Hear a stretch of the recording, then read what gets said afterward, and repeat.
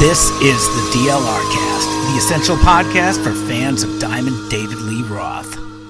Ladies and gentlemen, boys and girls, once again, you are back with the DLR Cast, the podcast by and for fans of the mighty one, Diamond David Lee Roth. As always, I'm Steve, along with my good friend, co-host, and co-patriot here, Darren Paltrowitz. Darren, what's happening?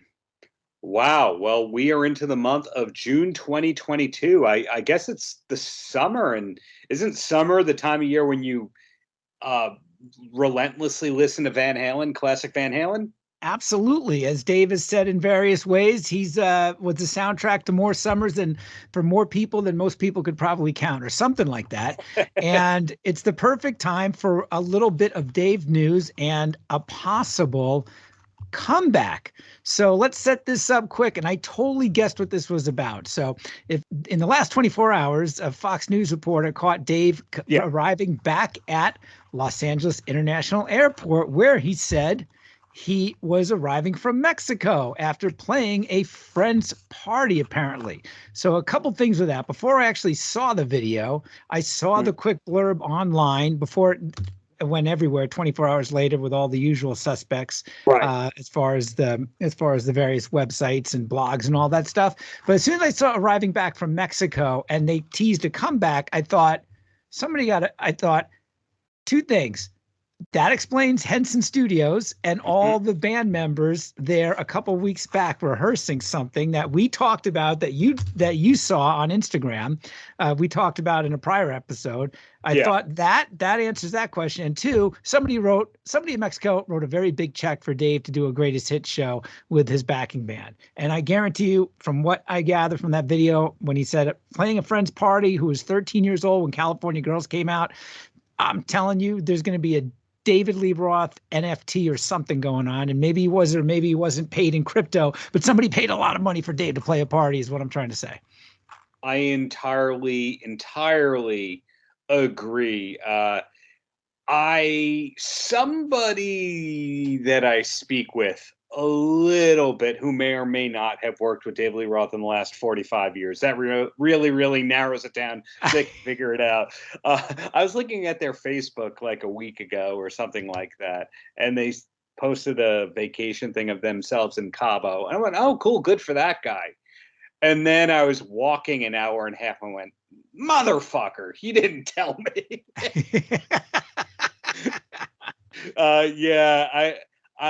He was in Cabo. Seeing who I think was in Cabo tells me this was not just Dave popping up for one or two songs. It tells me this was a proper gig. Like, I don't know if that means 20 minutes. I don't know if that means 80 minutes, because, we have seen some Dave performances over the last 10 years where he would do like 2 or 3 songs at a charity-oriented function. Sure. I think if you're bringing down the entire band, at least 4 other guys with you at the very least, and assuming you're bringing a sound guy and all that stuff, somebody's writing a big check for something for more than 3 to 4 songs, right? Yeah, Dave has done private gigs. He has. And so was Van Halen, too. They did with Dave. One in Las Vegas, I remember in particular, I think. Yeah, it's not super documented. I don't know if it's conditions that you can't film it or anything like that, but yeah, he's not afraid of a corporate gig. I mean, Stephen Pearcy's done corporate gigs. Vince Neil has done corporate gigs. Kiss has done corporate gigs. Cheap Trick. I saw them on 2 corporate gigs many years ago before that even got very popular. So a couple things. So we don't always educate, but we sure can speculate. And in this, was that from the Crazy from the Heat book? If not, you need to start ghostwriting Roth lines. Say that again. We don't always educate, but we sure can speculate, and we do a damn good job. That's such a Rothism right there. We damn well, and we're gonna do that now. So, of course, Dave announced his retirement back right before New Year's Eve. The retirement shows that weren't, and he did say the last The last show's until it isn't. I remember something like that on the poster. When this Fox News reporter asked if Dave was going on tour anytime soon, he said there's always a tomorrow for a singer, not so much for a trombone player these days. And asked how many times did Rocky retire? How many times did Rambo retire? And certainly coming out of retirement is the most likely thing, I should say. The least likely thing we'd be surprised about, right? So I suppose it's kind of inevitable, but I guess the question is when. You've already missed the summer touring season. It sounds like nobody has, nothing after that. Let me go back for a bit. This reporter did mention something about asked about the tribute show or tour or band that was all over the news about 4 to 5 weeks ago, and we discussed ad nauseum and in depth. And Dave didn't really, you could tell the non-answer is an answer, I guess. What does this mean? It means he came out of retirement for one show. Is there going to be something else? He never retired. He was just feeling grouchy that day and said, "I'm that statement." And it's almost like that Seinfeld episode when George quits, and then he immediately realizes, I can't quit. Why did I quit? And then he goes back the next day like nothing happened.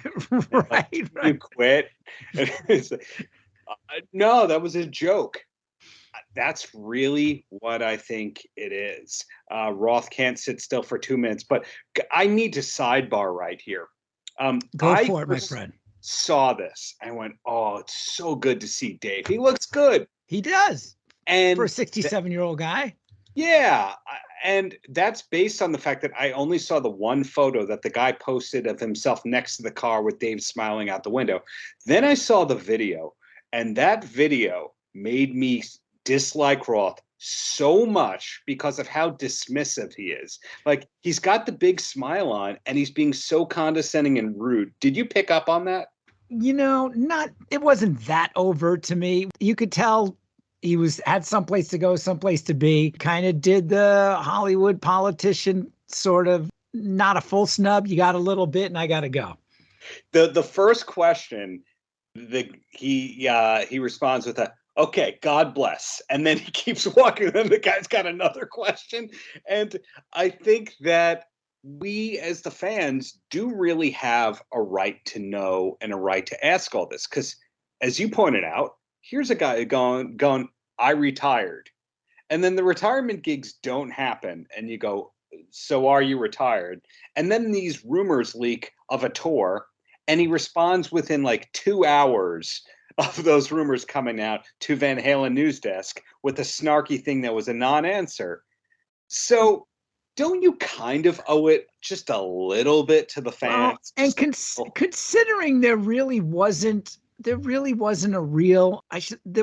an official reason on why Las Vegas was canceled, right? I mean, everybody assumed it was COVID.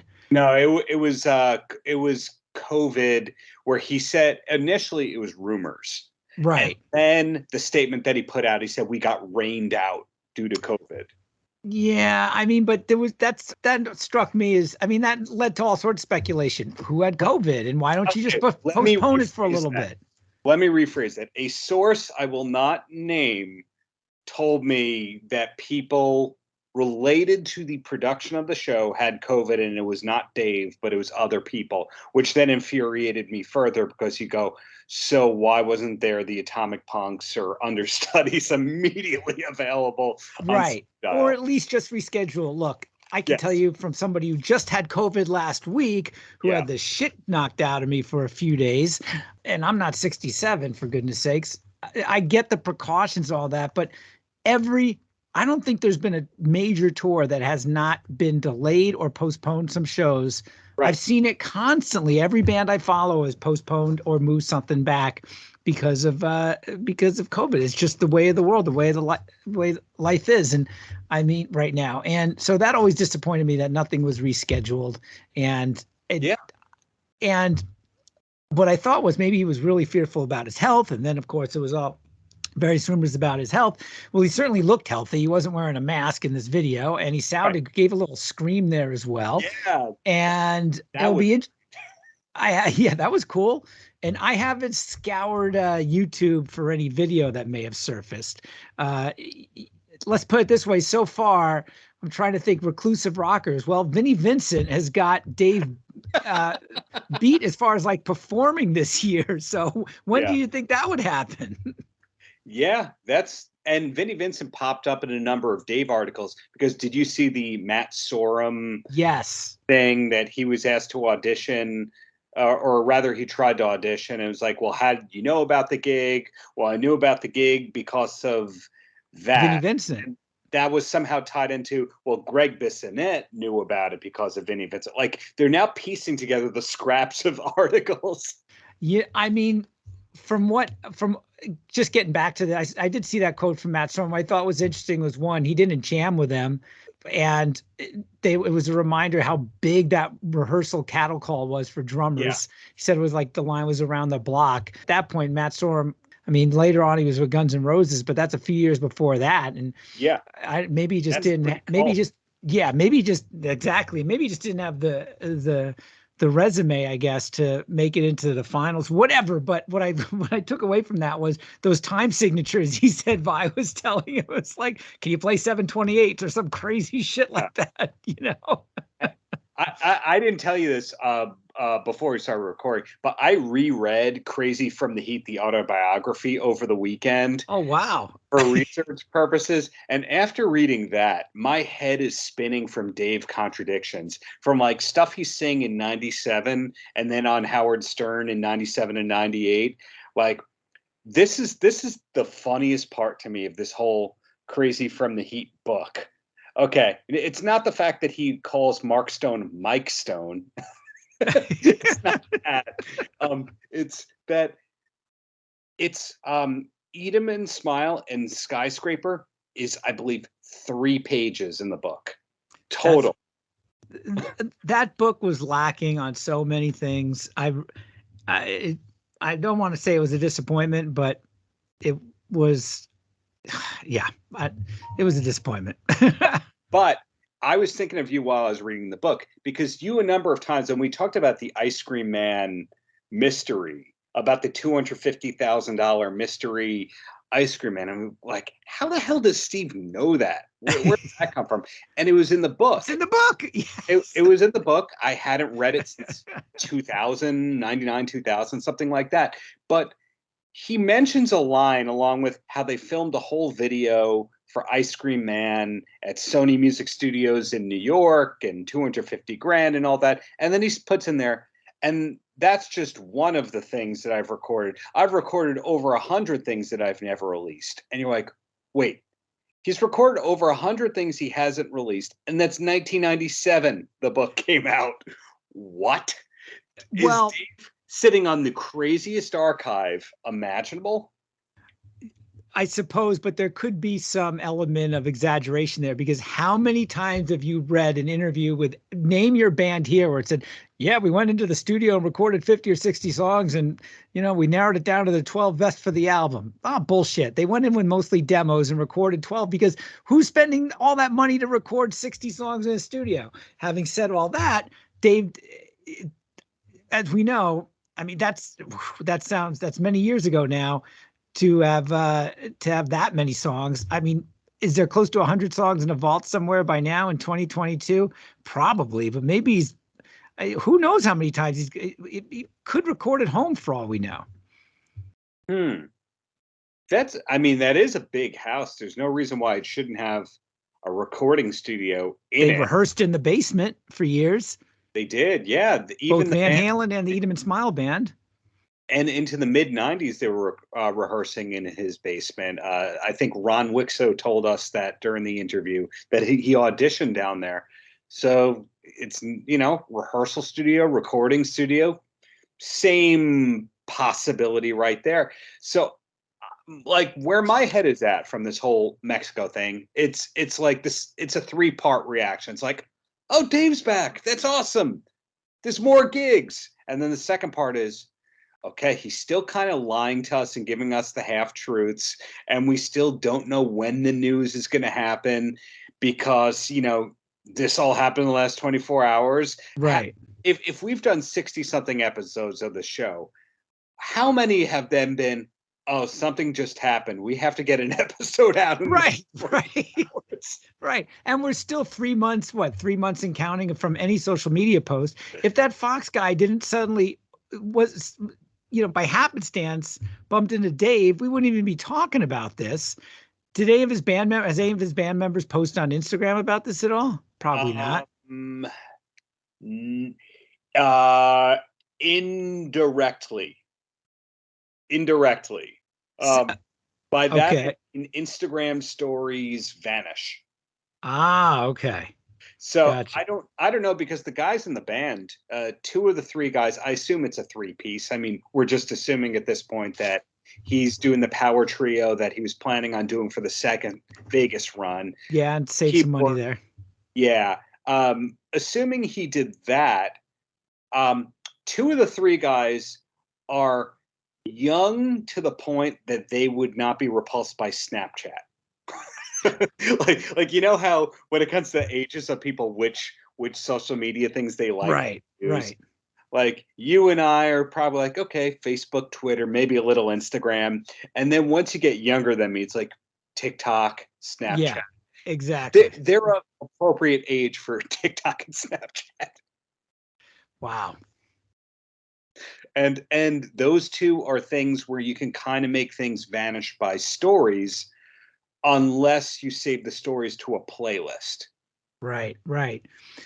I would imagine none of those guys have the carte blanche to just like suddenly post a shot from stage left. Do you know what I mean? None of those guys have carte blanche to post indiscriminately about what they're doing with Dave, I don't think. You would be correct based on the non-disclosure agreements that all the Roth employees post. I haven't figured out the year yet. I'm going to say the NDAs came into effect somewhere around 2015. Just a guess. Man, he does run a tight ship, doesn't he? Yeah, I mean, he protects his stuff more than the government does at this point. You only will get info till we want to give you info. And that's the way Van Halen did it. It's all about the mystery of things, right? It's all about keeping things very close to the vest. And most rockers don't do that anymore. Everything is up for grabs. Everything is open and out there for the most part. But Dave came up at a time where you knew nothing. You know what I mean? It's like Led Zeppelin. Who knew what they were doing? All of a sudden, there's an album in the racks and they're going on tour. Yeah. Whereas today, you know which meal kit prep company the person's endorsing. Right. Which mental health therapy app they're endorsing, and they prefer over the other ones because they'll take that quick cash. Exactly. Somebody goes, hey, this is something that sort of bothers me when people hire low-level celebrities for cameo videos, but it's just an endorsement. So they pay the person to just tout an app. Have you seen these? Yeah. Yeah. That's kind of embarrassing. And fortunately, Dave has not succumbed to that level of stuff. He doesn't need the money, which is why he's able to keep us strung along for all these years. True. I noticed too, it very much looked like he was bald. Yes.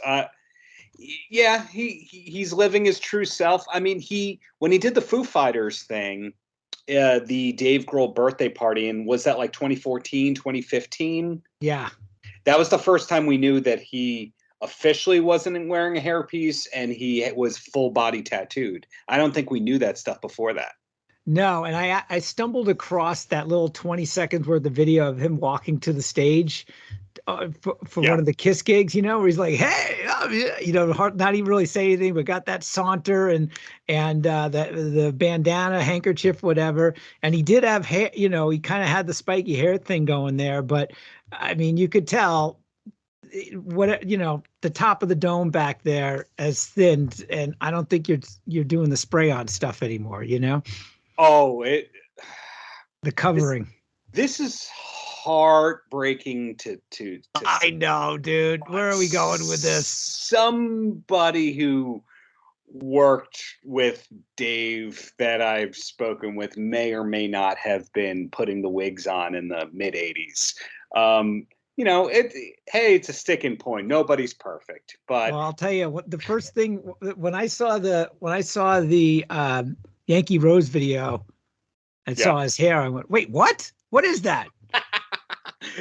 Yeah, I never thought And then about that until. Skyscraper was noticeably a little bit thinner and he had a headband, and then it kind of I'm sure there's been some alterations and stuff there, but I mean, it wouldn't be the first rocker that I've known to need some help in that department. I mean, one I saw basically walk in with a bag from a legendary guitar player walk in with a bag from whatever drugstore was nearby before a meeting was a little late to me because that person had to like spray something to cover some spots. And Yeah. no, it wasn't Rick Nielsen. Yeah, the list goes on and on and on. Like when I tape these Zoom interviews with musicians, you realize that some people have been dolled up to look amazing from 30 feet away, but not 2 feet away. Right.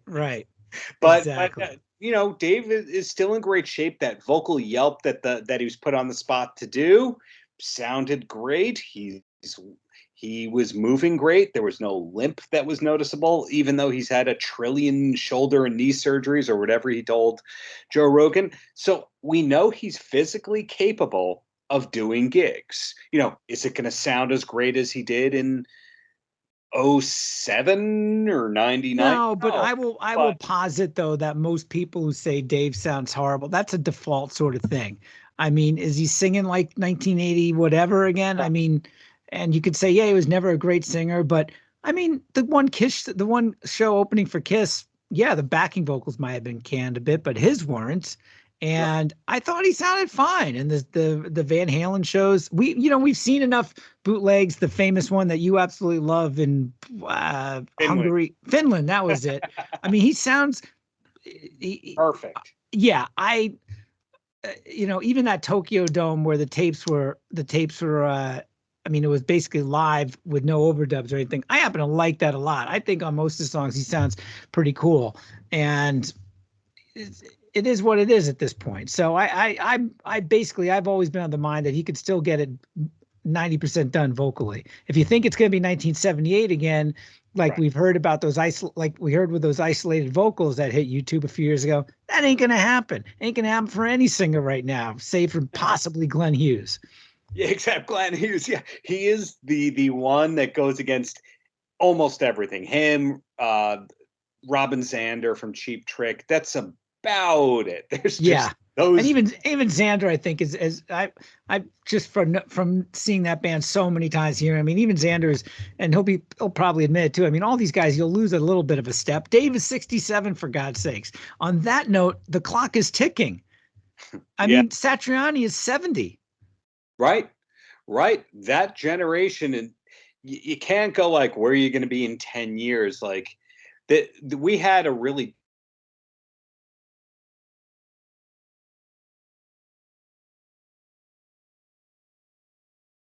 from Yes, was it Alan Oh, White? Alan White. Yeah. Yeah, three people like that in one day, and not to be morbid, but like you only have a certain amount of time to do these things. Don't Yeah. waste It re- time. it reminds me that I saw somebody post, this has been a very bad year. It's like every year is going to be a bad year. All these guys are pushing over 65 for God's sakes, and you don't really pay attention to what their ages are Yeah, until, unfortunately, something happens where it's like, ooh, he's definitely not getting that done live anymore, and it's been a few years, or they drop dead. yeah. So that's why I'm a little more pushy about Roth. Like with the wasting our time with the will they, won't they? Is he retired? Is there a tribute tour? Is there stuff in the fall? Like, just tell us while you still have fans on this planet. Come on. Yeah. And it becomes just such a chore to be a Dave fan at times because again, great to see him on that video. Great to see he's capable of performing. Great to see he's still able to throw out the one-liners on a second's notice. Awesome to see all that. Now, come on, man. We don't have a lot of options for Van Halen. Period. This Van Halen songs. I mean, you've got tribute acts and Nerd Halen and Atomic Punks or whoever, and that's it. That And Sammy and Michael doing a couple songs. That is it. Can't forget that. I mean, there is that one with why am I blanking on his name? The guy who's in Mitch Malloy. He's got his Van Halen experience thing, but he turned me down for an interview twice after telling me he would do it both times. So that's why I'll sling a little mud right there. But I just think that you can't waste people's time anymore. I know it's this fun mystique thing. Maybe it's fun to him. Yeah. But like, if you're painting all day, give us a book. Give us the 700 pages of the manuscript, literally, that didn't make the Crazy from the Heat book. Give us the John 5 album. Give us the DLR Project animated comic. Give us something. Well, that's the funny thing. You know, the last 2 years have been saved for, I mean, and I get it. COVID might have something to do with it. Although how many artists were so creative and were putting stuff out there during COVID because they had nothing better to do. I mean, I was reminded this the other day that I remember when Paul Stanley during COVID, he was like doing these little tutorials online, you know, and that was the coolest fucking thing, man. It's like, yeah, here's the riff in Hotter Than Hell or whatever. It's like, he didn't have to do that. It's just some sort of creative and fun outlet, you know?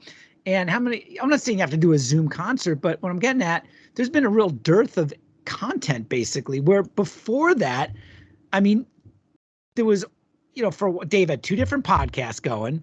Yeah. Remember the Roth show with the theme song, Where is David Lee Roth? And, you know, you got various videos pop up, like 50 rides on the Love Train. You've got, you know, you certainly going back a little bit farther, you had No Holds Barbecue. You had the weird, you had the comic thing that you mentioned. There has been some different things, but then the last 2 years, it's been like, with the exception of what? The paintings that show up. Yeah. And that little blurb in the press and Dave doing a few shows with Kiss. The Roth comic thing which I'll admit I made fun of a lot, but yes. But he did put out 2 songs, so we'll give him that much. But still, there's 2 songs. I gotta. Or was it 3 that have been done for 10 years? Right. Or was it 3? I can't. 3. So it's like, give us something, man. Yeah.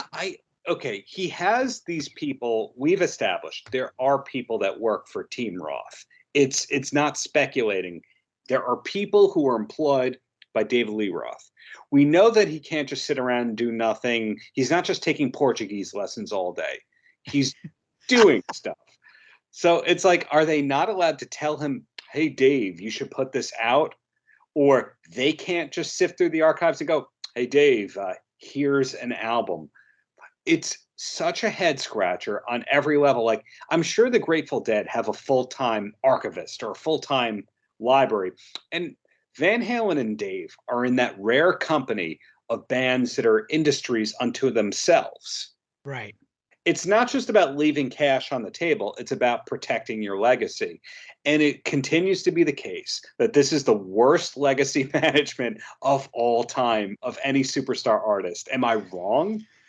As far as content and keeping fans abreast of things, I mean, certainly Van Halen, their social media and stuff. I mean, just I haven't even bothered looking at the Van Halen website. I mean, it wasn't even updated months prior to Eddie's passing. Right. Yeah.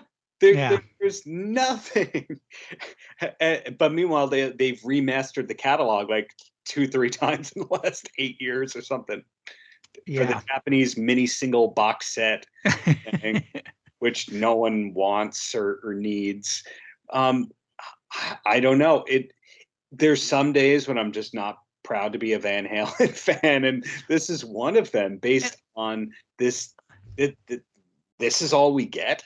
Yeah, and it sounds like we have some sort of sense of entitlement, but on the one hand, I don't think it's any sort of big middle finger to the fans at all. I just think it's just a very old school way of doing things, and you get what you get, and you don't get upset. You know, Was that another one? Did you write that for Dave? You get what you get, and you don't get upset. I may have heard that many years ago at preschool for my kid. But do you know what I'm saying? It's like nothing happens without his say so, right? Yeah. I mean, especially for Dave, I think he micromanages every possible Yeah. thing.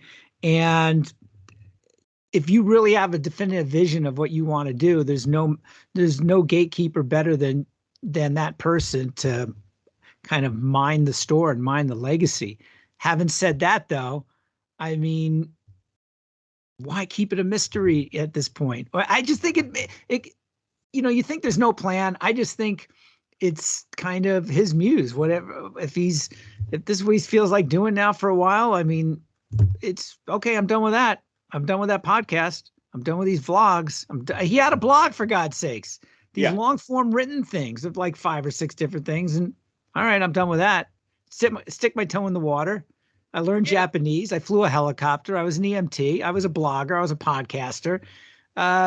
He might just not have really the interest to do a bunch of different. He has so many interests. I think it's like, okay, you know what? Now I'm gonna do music. And then he got tired of it from one gig, and I don't know. The more people I speak with who knew Dave, is the more of the contradictory nature of it all, where you hear that he works harder than everybody, that he's interested in something, so he's going to learn everything about it. But then it seems like after he's learned everything he can about it, he kind of goes on to the next thing. But there are a handful of things that he's a lifelong person in, martial arts. Yeah. I guess you could say guitar, but you know what? That's been a really, really, really weird thing, because the 98 Howard Stern interview that I listened to where Dave was on, he's making fun of Eddie for singing lead on Van Halen 3, talking about how horrible it is and how Eddie has no place singing lead and how he would never pick up the electric guitar. And you're like, wait, what? Okay. First of all, Eddie Van Halen was the singer in Van Halen when they were Mammoth and they were the cover band. That's the first thing. And also, Eddie did sing on Humans Being, whether or not he heard that. But then he says, and he'd never play electric guitar well. We've seen videos of him playing guitar, and he plays guitar every single night on stage when he does Ice Cream Man. Well, even Eddie said in that big Guitar World interview for A Different Kind of Truth, Stay Frosty, that opening bit, and basically that opening bit was all Dave. And Eddie said, yeah, that's him on guitar, and he plays pretty well. So there's the more I speak with these people who know Dave, the more questions you have. I don't know if that is actually his design, because Bowie comes up a lot in his kind of stuff, that he was sort of friends with Bowie here and they talked, but Bowie's also a big influence on him too. And I don't think people really delved into that. But did he make a lot of the decisions that he made in his career because of what would Bowie do? Like, for example, using Nile Rodgers as a producer? Possibly. And certainly, I mean, even though Bowie, the majority of his career was music focused, he certainly did dabble in a lot of different genres, and he did the acting thing. Yeah. And I think he also did he paint as well? I mean, he did a lot of different things too. So there are some parallels there. You're right. And then how did we find out that he died and that he had new music? He just one day on a Tuesday or whatever, here's his new video, and his head is on the TV, but his body is not in the video. Oh, okay. And then a couple months later, he died. Yeah. And we saw a little bit of that with the Van Halen comeback. All of a sudden, there's a press conference. What? Yeah. All of a sudden, there's rehearsal footage from, the last rehearsals at Santa Monica Civic or whatever. They were running through the full stage set. What? Same with the different, no interviews, one press conference. Same with A Different Kind of Truth. When you think of it, the single pops, bam. That's it. No interviews. And if he would, this is the same way he's released the 3 different songs. Yeah. Right. I mean, I could see him popping up an album tomorrow and that's it. It's just up on Spotify and everywhere else. But you always leave him wanting more. Like, I would love to get a full digipack with a bunch of artwork in there. Yeah. press up 10,000. That's it. Limited edition. And as we know from our Rich Hilton interview on this podcast, who played keyboards on Your Filthy Little Mouth and appeared at a gig or two for Dave in that era, Dave was drawing all the time. All the time. And if he wrote a song, odds are on the lyric sheet, he might draw something that represents that. And you saw that in the jewel case, in the booklet for Your Filthy Little Mouth. And then again for A Different Kind of Truth. So where are all these drawings? Like, if Gene Simmons had all the stuff that Dave had unreleased, that would have been like 6 box sets and 6 more vaults. And he, the way that the Hendrix estate has unveiled things, that like Jimi Hendrix died in 1970, and there's still unreleased material that came out last year. There might have been a Paris show this year. It was either this year or late last year. And then there was that Hawaii show documentary. And you go, how's the man been dead for 50 years and there's still new stuff? Yeah. And that's a family legacy that's the custodian of all that, or at least it was. Yeah. Many years ago when I worked for MCA Records, we did the BBC sessions, a bunch of other things, because Janie Hendrix's sister, I think the dad had passed.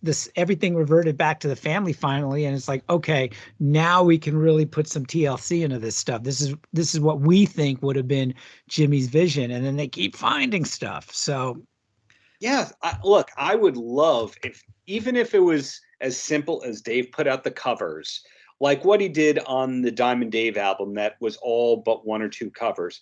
The ELO song Shine a Light that's in the background of No Holds Barbecue, and Baker Street, which we talked about with Mark Elmer, and what was the other song that we forgot? Mustang Sally. Like, right. Even if he just puts that out, right? He's got great stuff that's unreleased. It's just a wonder, why would you not want to put this stuff out? Unless, as you pointed out, is the whole thing, oh, it was fun doing that, and then he moves on to the next thing. And I think that's really what it is. He's kind of like a shark. He's got to keep moving. From where we sit, we go, well, it's unreleased stuff, why doesn't he do just a covers album? I would love to hear him do just a country record, right? I mean, whatever, there's all sorts of that wackiness that is in the vaults. Just not the way he rolls, man. Right now, I'm going to spend all this money and time in Japan, and I'm going to come up with some bizarre gangster movie for 12 minutes. I mean, make it, put it out, not do any interviews in support of it, and then flush it down the toilet. I think maybe delete it from YouTube eventually. Yeah, I think for the most part, most of Dave's stuff is all, most of what Dave does is exactly what he wants to do at that moment in time. Yeah, hence why a paparazzi reporter who may have been tipped off. I floated that, taking a full circle here. A friend of mine who worked for a big company clearing photos and images and music and all that. He really knows his stuff. He was like, oh, that company? Yeah, that guy knew he was coming off the plane. He was prepared. Maybe the guy was a big fan, but in other words, they had a flight list or something along those lines to know that Roth was on that plane. Who would have let them know? All the time. Being a big wrestling fan, it comes back to wrestling. The celebrity autograph hounds know that kind of stuff because they would have a friend at the airline or somebody just tipped off at a different airport. But it wasn't anything like coming from Dave's management or a publicist for a second. No. Hey, Dave's getting off an airplane. I mean, that you could tell that was just spur of the moment for Dave. It's like, oh shit, there's somebody here, somebody in front of me. My understanding is Dave's accountant is his handler / manager. Was not in that video, but there is no publicist. There is nothing. Everything goes through the one accountant, which is hilarious when your accountant is your manager. Yeah. Coming back full circle here. I mean, so what do we know? We know Dave's healthy. He made an appearance. We hadn't seen a picture, video, or anything from him in ages. Yes. Yeah, you're right. You and I have talked about that on the show. He was at the VMAs. He was on the Rogan thing. And otherwise, it was all just audio voiceover stuff. Well, I'll have to keep an eye out and see what happens next. My hunch, nothing. But I am with you 100%. I think that you hit the nail on the head. Really smart an assessment at the beginning when you said, well, you would have timed this for a summer tour. You can't book any more summer tours. There's Right. summer tours. Exactly. I mean, that sort of thing. Again, if it's going to happen, you gotta start working on it like now. Nobody's getting any younger. Everybody's got their own schedules too. The only one who might have a clear schedule is Alex. Yeah, I'm with you right there. I think that, and this is a hunch, an assumption, not anything I know. I would assume that the people in his solo band are on some sort of a retainer, so that when he creatively has an impulse, hey, you're available, first right of refusal. That's my assumption with all this. Yeah. But I don't think there's anybody of a high level that has worked with Dave that is available on a moment's notice. I don't think Billy Sheehan is available on a moment's notice. No. I don't think so either. So we continue to know nothing. Again, we might not educate, but we will speculate, folks, right here on the DLR cast. Yeah, well, next episode we'll probably pair with an interview. Yes. But in the meantime, thanks for tolerating two people speculating and pontificating for 40 minutes. Absolutely. And let's not get out of here without some sort of a tease as far as what you may or may not have under soon to be possibly under wraps or working on, or let's tease the next interview. We got some good ones still in the can there. Okay. Well, one that we're gonna use is Bob Marlette, who produced the DLR band album. And wait, is he credited as the producer? I know he's credited as a co-writer, and he was in the studio for some of it. I'm not sure if he's the producer. I think he mixed it, co-wrote a couple of songs, and was around. But anyway, I spoke with him a month or two back and talked about who he is and where he came from. And he's one of those under the radar guys who never stopped working, which I think is a kind of cool way to be. I know I've seen him on various credits over the years. And I don't have it in front of me to look if he produced or not. I'm trying to just pull it up on Wikipedia real quick. But that should be pretty interesting because, yeah, he's been that kind of behind the radar sort of guy who's been, I've seen songwriting credits, I've seen production credits from him and stuff. And that sounds good. I'm looking forward to hearing that one and talking about it. We'll pair that with a 15-minute discussion about Dave. What's not happening. What's not happening with Dave. Exactly. You beat me to it. We'll start scraping the bottom of the barrel. We'll be like, so there's a rumor that, and then we'll lead into the interview. But for now, hey, we have Dave news. Relish. We got something. Enjoy, folks. Thanks for downloading, streaming, however you get your podcast. We do appreciate it. If you've got a Dave tip, news, or info, or just want to correct us or give us some cool news and info, shoot us an email at thedlrcast@outlook.com. Yes, thank you for listening. Seriously, corrections are welcome. They've led to some of the greatest scoops we've ever had on the show. Absolutely. We got some great fans out there. So thank you. Thanks and sorry.